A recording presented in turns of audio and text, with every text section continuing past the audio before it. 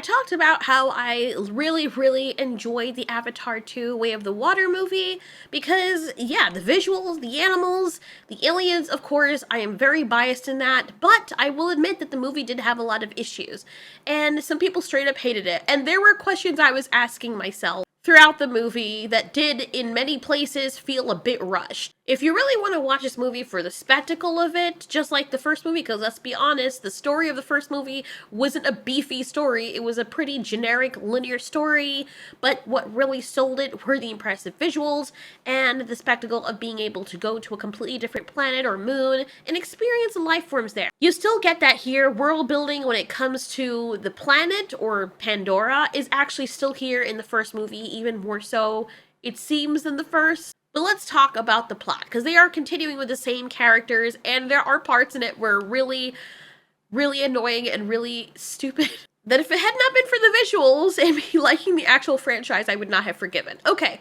so this is not any particular order here, but let's see if we could just make fun of it a little bit, because you know me, I like to make fun of things. Anyway, so they start off, right? They are at a base in the Hallelujah Mountains. Jake is Turak Maktau, or Makto, however you pronounce it, and he is a military strategist. He's kept the people alive. He moved the base of operations up there, and it's really hard for the human military to get up there because every time they do try to get close, they are attacked by the local fauna. It's hilarious with the plot holes that are coming up, trust me.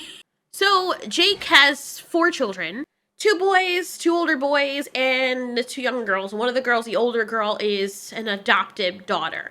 I swear there are like 6 different stories going on in this one story. It's a 3-hour movie that I feel could have been like 2 movies. But anyway, the second son and second oldest child is basically Jake incarnate. He's very insubordinate. Jake shouldn't be surprised because his son is a lot like him.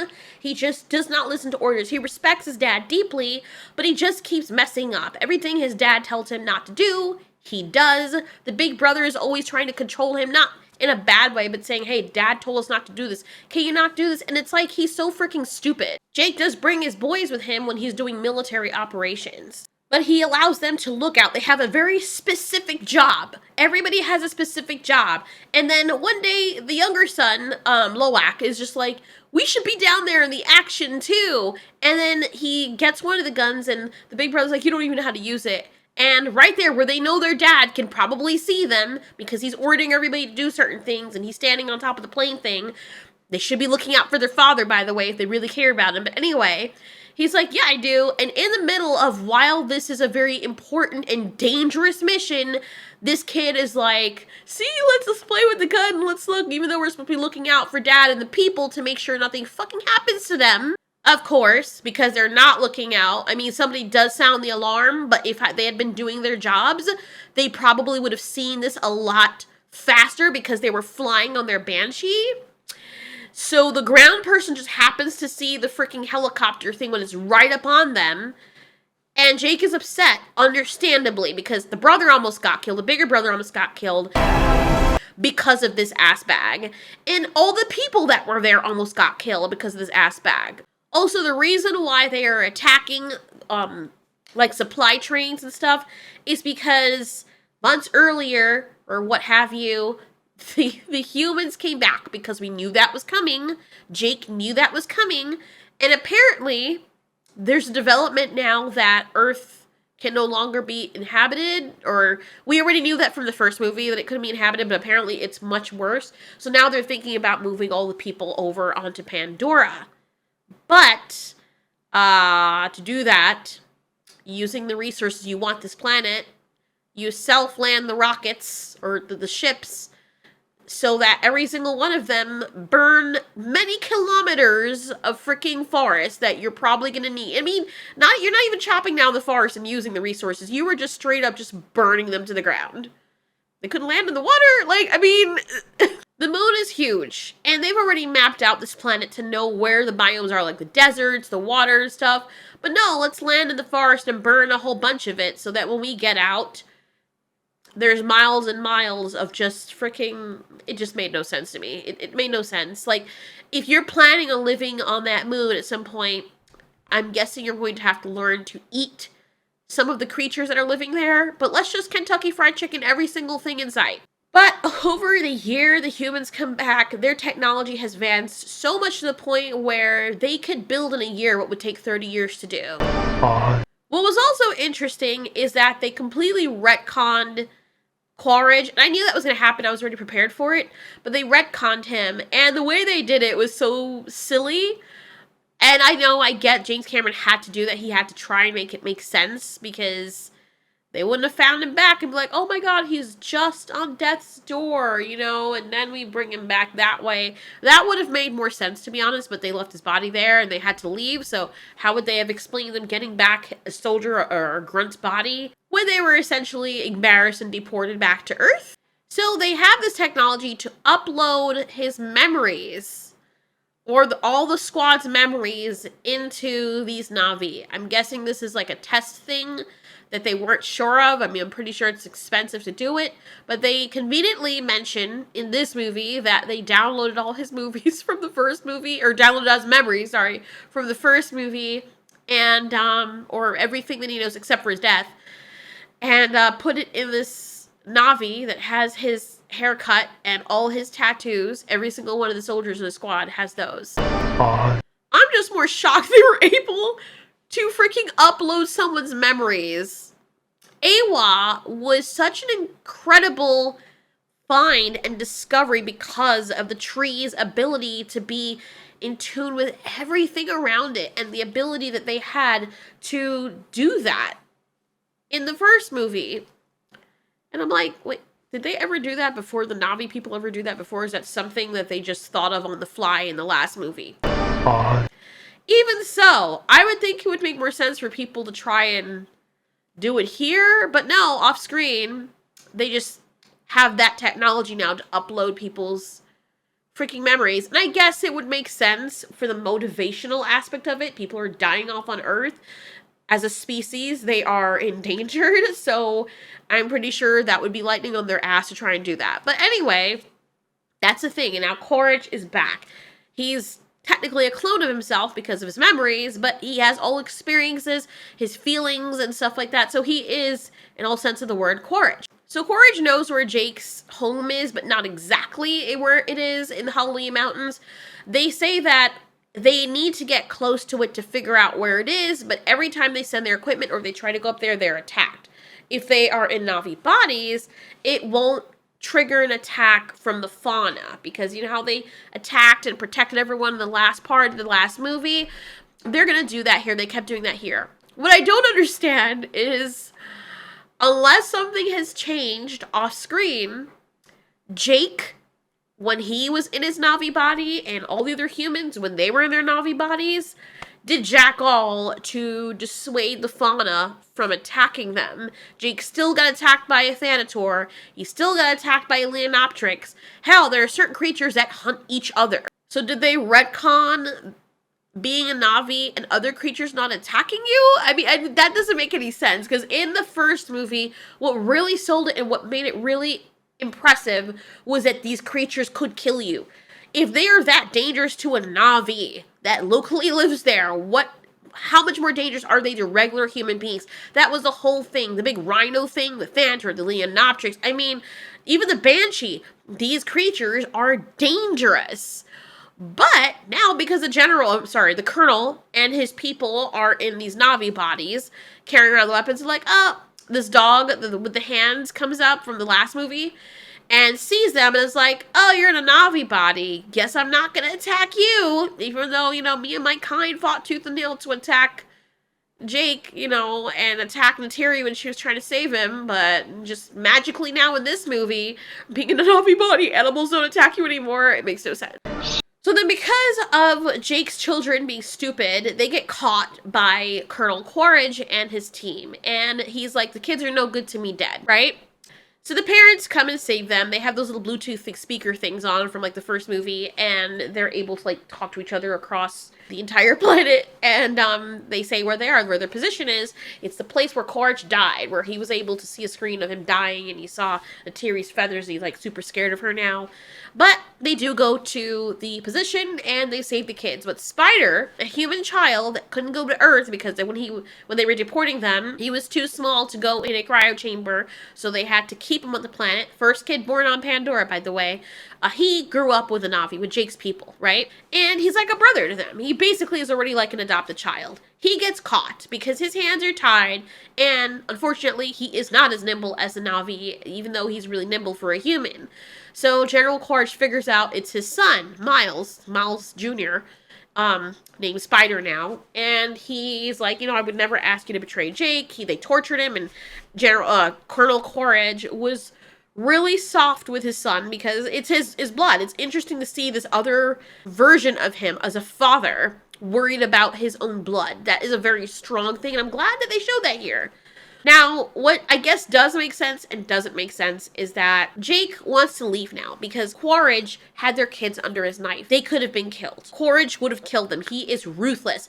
He would have killed them. Now, this is somebody who worked with the other soldiers to just mow down a whole bunch of the Na'vi and in the first movie and bomb their home and kill a whole bunch of them. With women, children, kids, everything.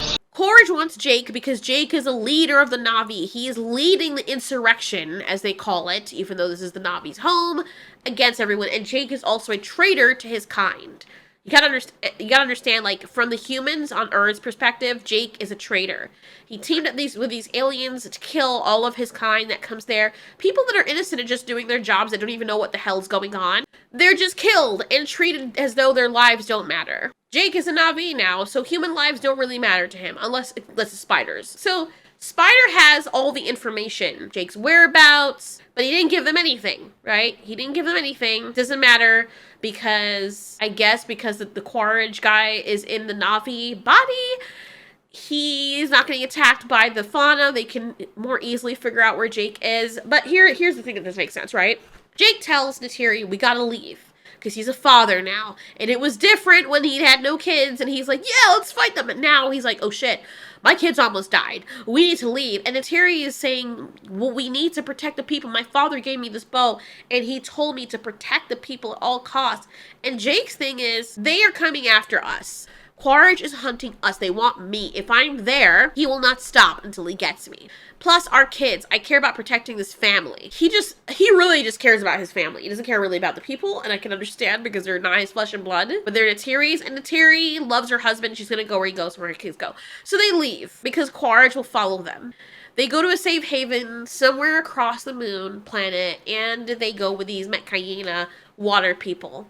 The thing I kept thinking about the entire movie was, wait a minute, so the Omaticaya people that they left are still going to fight these people. How is General Quaritch going to know that you left? He's still trying to find you. So the only way he would know that you're not there is if he doesn't see you. But even if he doesn't see you, he's probably going to think you're just staying in hiding because you're very important to the people.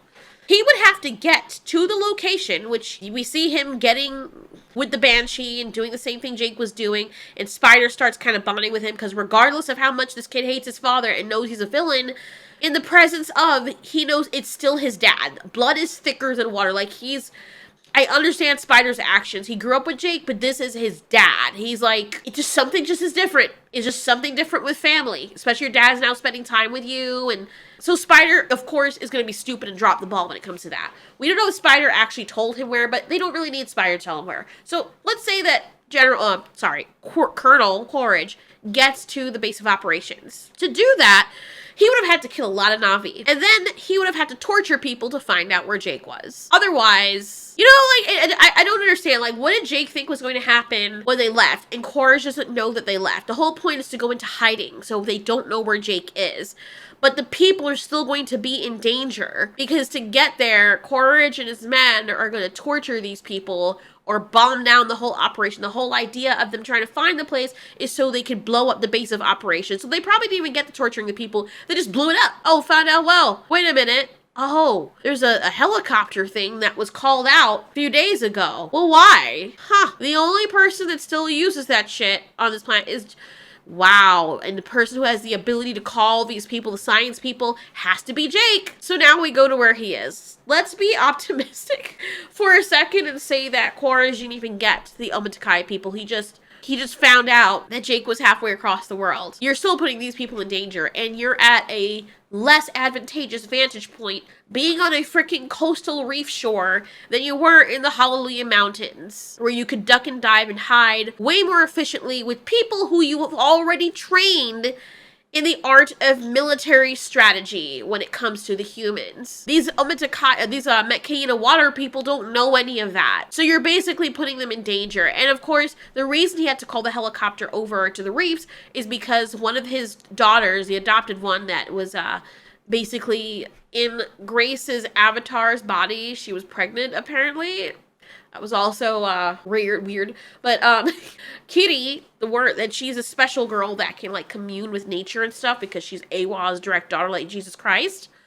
She gets a seizure underwater, and of course they don't know what to do. So of course they call the science people. It takes a while for them to come over here, but then while they're trying to figure out what's wrong with Kiri, it just makes no sense. The sea reef chief's wife comes in and sees the scientists doing whatever. It took all of his time because the freaking scientists are still where the Umatakaya are, the original tribal jungle people. For Jake to call them, it would still take a while for them to get in their avatar bodies and to fly all the way over there. The chief's wife is a Tatik, or someone, basically a healer. What was she doing all this time? She was right there. She was there the whole time. Why did it take for those people to reach there and do their whole thing for her to come in and then be shocked and say, ugh, I see I'm not needed. Well, bitch, you were there the whole time. Why didn't you start working on this? And then Natiri gets mad because she's like, you're not doing anything. Nothing is done. And tells him to go away, and then she comes and does her thing for like a few minutes, and Kiri immediately wakes up. Why was that not Natiri's first thing? Why wasn't the chief's wife doing that while the science people were on their way from across the freaking moon planet? So yeah, because that whole event happened, now Quaritch knows where they are, because, you know, didn't Jake think that was going to happen? Why wouldn't, if he's in such commune with Awa now and the people, he's like forsaken his whole human heritage because now he really believes Awa is real. Why was not the first thing to do to use the healing practices of the people? Why did he risk these people knowing his location by calling the plane from... Oh, it's so stupid. That part was ridiculous to me. It didn't make any sense. And then the other thing is Quaritch ends up kidnapping Jake's children several times. And every time they kidnap them, something happens, or Jake eludes them, he kidnaps them again and ties them up and captures them again. Jake has 4 children.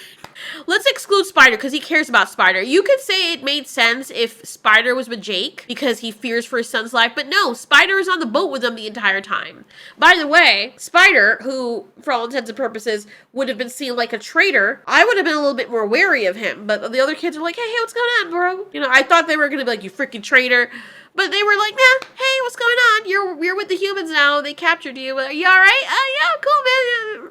Okay, sure. Why not? But Colonel Quaritch, how I know him, it would suck. But why would he not at least hurt one of the kids? You don't have to kill them. Because maybe, let's say he's soft in his old age, right? He now sees his son. He knows his son loves these kids. He doesn't want to kill them. You could hurt him. Cut him. Let Jake know you're serious. Start to really maim them on their face or something. Be the badass that you are. Keep your kid on the bridge so he doesn't see. But every time he catches these kids, they're like, my dad's gonna get you! And he doesn't do anything to them to make Jake know he's serious. He just catches them again after Jake does something stupid and then ties them up again. I'm not kidding! Okay, yeah, sure. This is the 4th time you've captured them and you've done jack all. The other part that was really weird to me is near the end when the aqua blue people, the sea people, because one of their the chief's daughters caught to one of their kids are on the boat with Jake's kids. There's this fight after this whale thing that one of Jake's sons formed a bond with. Talk about that in a minute. After it capsizes the boat, or at least kills all the people in it, or as much as it can, then they're like, oh, this is our opportunity. And there's a big fight, and then near the end, Jake is now fighting Quaritch. But where did the rest of the people go? It's like, it's something I was like, wait a minute. The chief's daughter, you know, one of his kids got killed during the fray when he was trying to save his younger siblings. The oldest one got killed. And then the Metkayina people just disappeared for the rest of the movie. It's like they got their daughter and off screen. They're like, all right, dip. This is Jake's problem. Let's just leave, even though we were all in the middle of fighting. They killed some of our people. They killed our Tolkien whale spirit buddies. And, but then you don't see them for the rest of the movie. And there's no explanation for that whatsoever. I feel like I missed something, because that part for me just felt really weird. Also, the joke about Na'vi people being like cat alien people is really funny and hits really different when you consider how many times the Na'vi drowned in this movie. How many times the Na'vi, or one of the individuals like Jake, freaking Kiri, Lowak, the Colonel, every single one of them got to a point where they drowned underwater and were underwater for a decent amount of time, and they were able to be brought back. As soon as no one is doing CPR on them, they're a lot like humans in every way. The way they carry, the way they talk, the way they act. It's just, okay, drowning is bad. We know that. They need air. It's very important. That much is relatable. But however, if they drown and then you just put them on the surface and leave them for a few seconds, they're like, oh, I'm back to life now. What? Quaritch was under there, like, sucking in freaking water. And he comes up when his son saves him at the end because, you know, like I said, blood's thicker than water. And he's fine. Loak drowns and he's saved and he's fine. I don't even understand. The stakes are very strange in this movie because you don't really feel like anyone's ever really going to drown. It's like a tease or something. But they're okay because I guess Na'vi bodies are different. As long as you take them out of the water at a certain point, they'll be fine. That part was very silly to me. The other thing that was very strange is, okay, so the whale language, the whales have their own language. They speak like whales. And the Metcaina know how to speak their language, and they communicate with the whales underwater by sign language. They also communicate to each other via sign language. Lowak has to learn sign language, and now he can speak fluently sign language in a very short space of time. Sure, let's say he's a fast learner. When he meets the whale, he knew nothing about how whales spoke. He never met a Tolkien before. That was the first time he's met one. And it doesn't take a long time for him to know exactly how to speak to the Tolkien. The Tolkien can be like, oh, you want me to go over here and tell this person this? Yeah, why?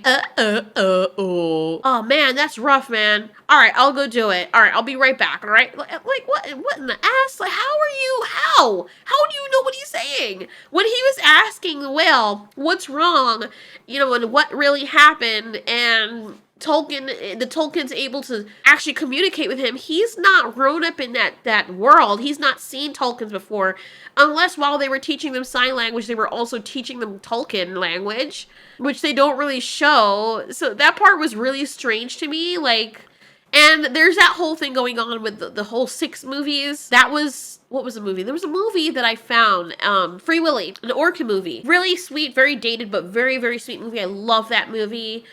It's called Free Willy. There's another one called Orca. That one's the better one because it's about revenge. But there was that. There was Moby Dick.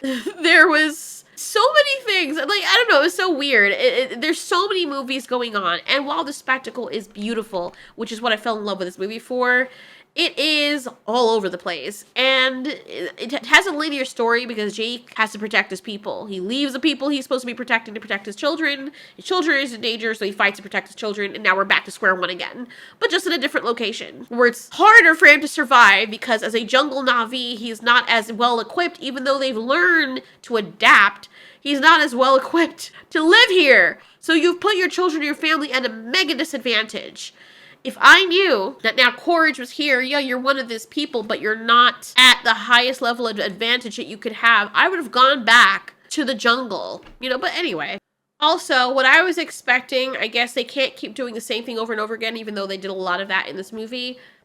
When they're fighting these people, why did Awa not have such a visceral reaction the way she did in the first movie at the end when these people were coming? Like, if there's one thing I would have thought would have happened with these people is they would have built a technology to kind of overthrow nature, but Na'vi are their primary objective.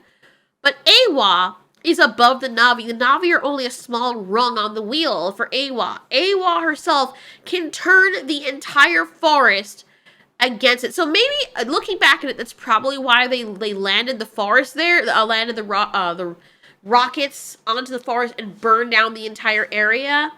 because that's where they were going to set up their base, and they didn't want to have to contend with any of the animals. They're like, you know what, just kill everything with fire. And they probably did that strategically for that reason. But even more so, when Awa sees something like this happen, wouldn't that make her have more of a reaction to bring things from all over the world to try and kill these people before they even come out these rockets?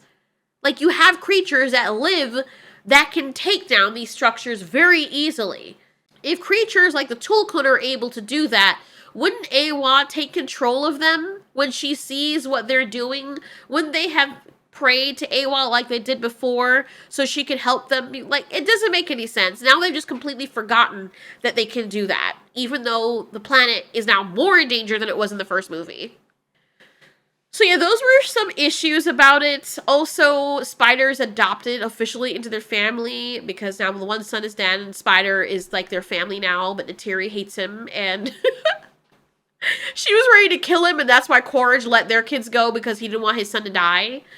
And now Quaritch is still alive. He is gone off to lick his wounds, but he wants Spider to come with him. And we all know where this is going to go. Quaritch is going to end up turning or sacrificing his life for his son because he's going to understand that Jake's a father. He's a father too, and he loves his son. And his son loves Jake and his people. So then Quaritch is going to turn because he was bonding with... We all know where it's going to go. They're going to freaking Negan it. It's so funny, though. I heard someone say, why does Neytiri hate this kid so much? You know, when Jake is a human and her kids are half-breeds. It sounds weird, but you know you can still date someone, be with someone, and still hate their race or hate their ethnicity. Like, you can own fancy mice or pet rats, but still despise wild sewer rats. You're like, ugh, look at these dirty things inside my house trying to steal food from my babies. They're both rats. They're the same species, but they're not your rats. It's like those people are like, oh, I hate this race of people. Not you, or you're one of the cool ones. You can still be racist and be with someone. I don't know why people are shocked over that. Why she hated Spider, she probably didn't want to bond with him. She probably sees him as... She probably knew whose son it was. Because at the end of the movie, she just was like... Give me my child and I'll give you your son. And I'm like, how? When did she know that Spider was his son? But it makes sense that she would know that's Quaritch's son. Because when they're talking early in the movie, before they even go to that spot where Quaritch and his people were, and he saw the whole video and stuff, early... You know, when Spider is talking with Kiri, Grace's daughter, and they're making fun of, you know, who her father might be, and joking about how it might be Norm, he says, you know, not everybody, you know, some people just don't like who their father is, and they're like, you're not him. So they know, Spider knows that's his father. It's very obvious. So if the kids know that that's Spider's father, then Neytiri must know that that is the Quaritch's son. That's why she didn't like him. So people who are, you know, bitching about, oh, why does she hate him, you know, blah, blah, blah. She can still hate humans, but she particularly does not like Spider because she sees him as Quaritch's, like an extension of Quaritch, and she despises Quaritch. So I can't blame her for the way she feels. It's also a good idea to keep Quaritch's kid around because now they've seen that Quaritch's kid is valuable to him. He was willing to just give away Jake's kid to save his own, even though he's not really... He was never going to kill Jake's kids because he had so many opportunities to raise the stakes on that, but he never did. So, if they're ever going to use some leverage against Quaritch in the future, it would be because they have Spider, and Spider's a part of their family. They're probably going to use that for the second movie, or the third movie, sorry. And if they ever freaking make it. I don't know why it took so much for them to make this movie and took so long, but it's entertaining to poke fun at things. So those were my things off the top of my head that I could think about. Jake, I guess he's a father first, screw the people. Can't even really blame him, but, you know, I feel like the kids would have been more protected with actual people you train to be soldiers that live in the freaking Sky Mountains. Anyway... Thanks so much for watching. This has been Ultiori. You ask, we answer.